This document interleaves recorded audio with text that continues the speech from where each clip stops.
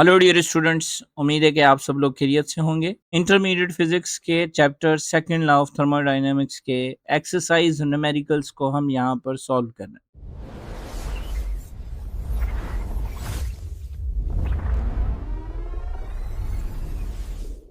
Dear students, last के lecture के अंदर हमने सेकंड लॉ ऑफ थर्मोडायनेमिक्स के न्यूमेरिकल 1 एंड 2 को सॉल्व किया था। आज हम मजीद कुछ न्यूमेरिकल्स को यहाँ पर सॉल्व करेंगे। तो सबसे पहले हम न्यूमेरिकल 3 को देख लेते हैं। आज इसमें है कि in a high pressure steam turbine engine the steam is heated to 600 Celsius and exhausted at about 90 Celsius.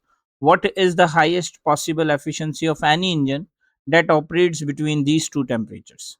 कहा जा रहा है कि हमारे पास एक high pressure steam turbine engine है जिसके अंदर स्टीम को हीट किया जा रहा है 600 सेल्सियस पर और वो एग्जॉस्टेड हो रही है अबाउट 90 सेल्सियस पर। What is the highest possible efficiency? उसकी पॉसिबल हाईएस्ट एफिशिएंसी क्या होगी जो इन दो टेम्परेचर्स के बीच में ऑपरेट हो रहा है।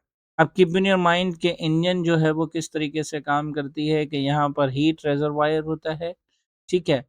फिर वो नीचे जाकर अपना एफिशिएंट वर्क करता है, जो भी उसकी इंजन की एफिशिएंसी होती है, और कुछ अमाउंट जो है वो फिर नीचे सिंक कर देता है। अब अगर हम मान लेते हैं कि यहाँ इसका जो टेम्परेचर है इस इंजन का वो 600 सेल्सियस है और जब वो एग्जॉस्ट हो रहा है तो यहाँ पर 90 सेल्सियस का टेम्परेचर। तो हमें बताना है कि इन दो टेम्परेचर्स के बीच में कितनी एफिशिएंसी उसकी, यानी कि कितना उसने वर्क डन किया होगा। ज़ाहिर-सी बात है कि जितनी एफिशिएंसी ज़्यादा होगी उतना वर्क डन भी ज़्यादा होगा। अब हमने डेटा बना लेना है। डेटा में आप देखें कि T1 हमारे पास है 600 सेल्सियस एंड 600 सेल्सियस को जब हम केल्विन में चेंज करेंगे तो ये हमारे पास हो जाएगा 600 plus 273 that is equal to 873 kelvin. अब T2 अगर हम मालूम करें तो वो हमारे पास है 90 सेल्सियस। अब 90 सेल्सियस को भी अगर हम केल्विन में कन्वर्ट करें तो 90 प्लस 273 हो जाएगा, that is equal to 360 kelvin. Efficiency हमें मालूम करनी है। अब एफिशिएंसी का जो हमारे पास फार्मूला है that is eta is equal to bracket start 1 minus T2 upon T1 bracket over multiply by 100। अब डियर स्टूडेंट्स, हम क्या करेंगे कि हम T2 की जगह पर T2 की वैल्यू रखेंगे जो कि हमारे पास है 363 एंड T1 की जगह पर T1 की वैल्यू रखेंगे दैट इज इक्वल टू 883। बाकी पूरा फॉर्मूला हमने वैसा का वैसा रखना है, जस्ट T2 और T1 की वैल्यूज को सब्सटीट्यूट कर। अब लास्ट के लेक्चर के अंदर हम ये पढ़ चुके हैं कि आप ये भी कर सकते हो कि डायरेक्ट इनको डिवाइड करें, 1 से माइनस करें और मल्टीप्लाई कर दें 100 के साथ।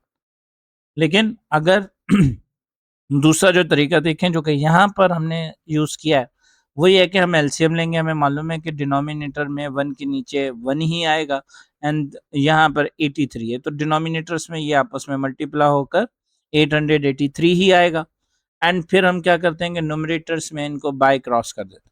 अब 883 1 से मल्टीप्लाई होकर 883 आ जाएगा, माइनस वैसा का वैसा 1 मल्टीप्लाई 363 तो ये 363 आ जाएगा, डिवाइडेड बाय डिनोमिनेटर में हमने 883 को रखना। अब अगर हम 883 में से 363 को माइनस करें तो हमारे पास 520 बचता है, ठीक है, जो कि डिवाइड होगा 883 से और इसे फिर हम मल्टीप्लाई करेंगे 100 के साथ। अब आप देखें कि अगर हम यहाँ पर एक स्टेप लें तो वो स्टेप ये है कि हम न्यूमरेटर्स को न्यूमरेटर्स के साथ और डिनोमिनेटर्स को डिनोमिनेटर्स के साथ मल्टीप्लाई कर दें। ये मैं बहुत बेसिक्स आपको समझा रहा हूँ ताकि आपको न्यूमेरिकल्स में ज़्यादा डिफ़िकल्टीज ना हो। अब क्या हो जाएगा कि 520 multiply by 100 that is equal to 52,000 divided by 883।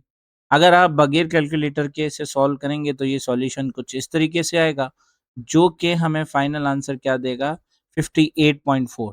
अब आप देखेंगे यहाँ पे रिमाइंडर बच रहा है, इट मीन्स कि ये फर्दर भी सॉल्व हो सकता है, लेकिन हम फिजिक्स के अंदर पॉइंट के बाद अप टू 1 2 और 3 डेसिमल्स तक जाते हैं। तो मैंने अपना आंसर, क्योंकि हमारे बुक के अंदर भी अप टू 1 डेसिमल तक है, तो हमने अप टू 1 डेसिमल तक ही इसे रखा है।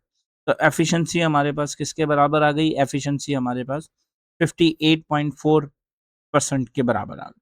Clear dear students? अब हम न्यूमेरिकल 4 को देखते हैं। न्यूमेरिकल 4 हमारे पास है कि temperature difference between the surface water and the bottom water in Manchester Lake might be 5 Celsius. Assuming the surface water to be at 20 Celsius, what highest efficiency can a steam engine have if it operates between these two temperatures? अब इसमें हमें कहा जा रहा है कि Manchester lake का जो सरफेस वाटर है, ठीक है, और जो बॉटम वाटर है, उनके बीच में जो टेम्परेचर डिफरेंस है वो 5 सेल्सियस तक।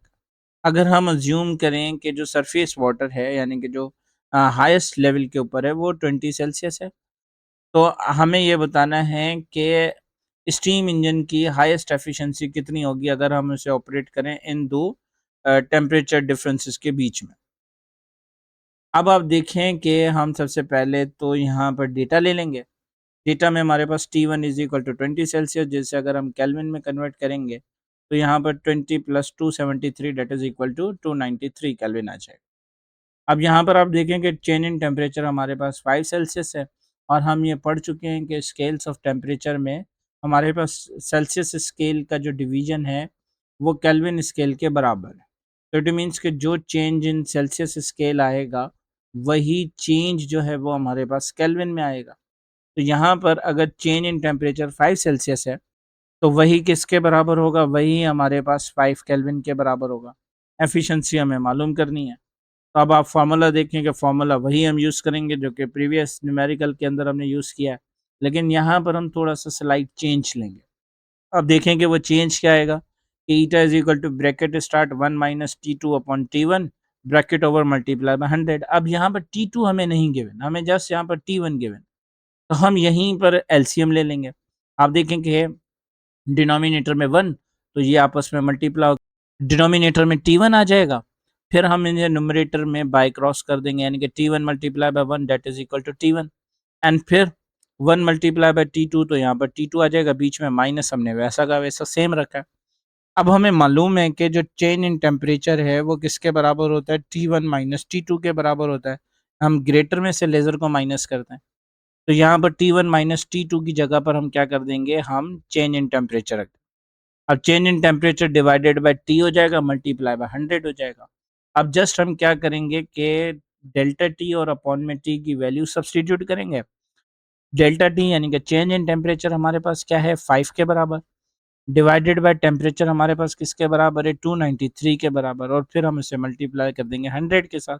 अब 5 अगर 100 से मल्टीप्लाई होगा तो ये 500 हो जाएगा, डिवाइडेड बाय 293 हो जाएगा।